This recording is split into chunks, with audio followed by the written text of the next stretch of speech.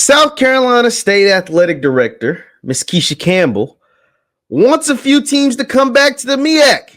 And how great would it be if said teams came back to the conference? Let's talk about it after the bumper. Stay tuned.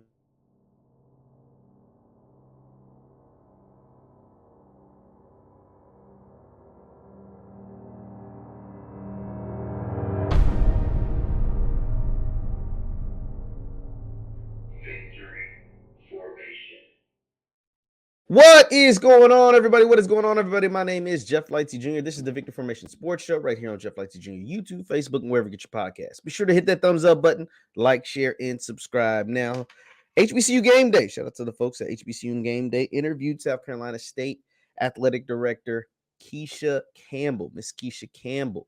And she had an interesting soundbite. We're just going to play it, let her say it. There's no point in me trying to describe what she said, but we're going to review what she had to say about a few schools coming back to the MEAC. Let's take a listen. But it is difficult having... Hold on, actually, because I want to make sure the audio is right, because, my audio be tweaking sometimes. It be tweaking sometimes. Let's do this again. Let's listen to Miss. But it is difficult having only 5 opponents in the MEAC playing football. We need some people to come back to the MEAC. It would be lovely to welcome some Pirates and some Aggies back to the MEAC. We got the yes, I'm giving them a shout out. And we can welcome some Rams too.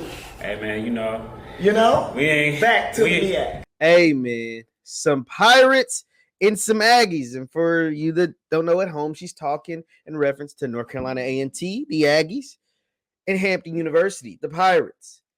And that would be awesome, right? In theory, that's awesome, because the light is being shined on all HBCUs, but specifically the HBCUs in the MEAC and the SWAC. They're getting a lot of attention because of what have taken place over the last couple of years. And the MEAC has been showing up and showing out. Although most of the media coverage is going towards the SWAC, the MEAC, when they've gotten their opportunity and when certain people and certain networks or whoever, certain conglomerates have covered the MEAC, they showed up and showed out. And what I mean by that is that in the MEAC SWAC Challenge, and specifically and more importantly in the Celebration Bowl over the last couple of years. And they've dominated both games over the last decade anyway. But when they, with the heightened experience that has taken place, with Deion Sanders coming in and extra attention and eyeballs that have taken place over the last couple of years when it comes to HBCU football and HBCUs, period, the MEAC, when they've gotten their chance on national television, specifically in the biggest of all biggest games in HBCU football, the Celebration Bowl, they've done their job. And it is very important, I think it's crucial to continue to heighten and continue to push this thing forward if Black colleges, schools that were once a part of the MEAC, specifically those 2 schools, if they were able to join back. Now, in those schools' defense, it's got to make sense. Now, the MEAC as a conference, the product that they put out there, both on the field and via social media, they do a great job. Like, the MEAC Media Days are awesome. The MEAC headquarters up in Norfolk is awesome. They have great digital illuminated lights, like everything, their coverage on social media and Instagram of their conference tournaments and of their teams and of their student athletes. They do a great job in that aspect.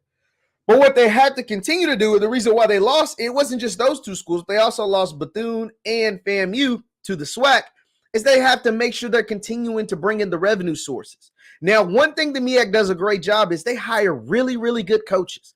Howard got Larry Scott recently. Morgan got Damon Wilson. And obviously, Trey Oliver is at North Carolina Central. You got Dawson Odoms, who had a winning record in the SWAC. He's in Norfolk. You have Buddy Pugh, 20 years Celebration Bowl champion at South Carolina State. So the MEAC's got a ton of really, really good coaches. And so therefore, they have a really, really good football teams and football, programs. Adding Hampton and North Carolina A&T back to the mix and all of that will continue to elevate their platform, but it has to make sense for those schools. Why did those schools leave? It makes sense for Bethune and FAM, albeit they've been in the MEAC this entire time, but logistically, it just makes sense for them to be in the SWAC. They're closer to the SWAC. They play the SWAC games, and why do teams leave conferences? Well, they leave conferences for better opportunities. And it sounds like the CAA or whoever gave Hampton and gave North Carolina A&T a better opportunity for money. It's about revenue growth. People are like, oh, it's not all about the money. You ain't leaving an all-black college conference if it ain't for the money. If it ain't about the money. So the CAA gave them financial benefits that the MEAC maybe could or couldn't provide at that time. But right now, with the height of the spotlight that is taking place with these black colleges in these black college conferences, it would be awesome if they would be able to add North Carolina A&T back to the conference, to add Hampton back to the conference, and potentially pull in someone like a Tennessee State. Now, Tennessee State has plans of going FBS, so they probably won't ever join an FBS or an FCS black college conference, even though the OVC is kind of dying, but that's neither here nor there. At the same time, this would be amazing. This would be something that gives the MEAC more star power, gives the MEAC back two of their teams. These are their teams that they lost, but it would give them back. It would make the MEAC SWAC Challenge even better, because now you throw Hampton and North Carolina A&T back into the mix. Now you throw North Carolina A&T and Hampton back into the Celebration Bowl mix, which we know at one point North Carolina A&T was dominating the Celebration Bowl. I think the Celebration Bowl has been played, six times? 6 times, and A&T's won it 4. They only I think the Celebration Bowls, been played 6 or 7 times, and A&T has won either 3 or 4 times. The only other ones being Grambling once, South Carolina State once, and most recently North Carolina Central.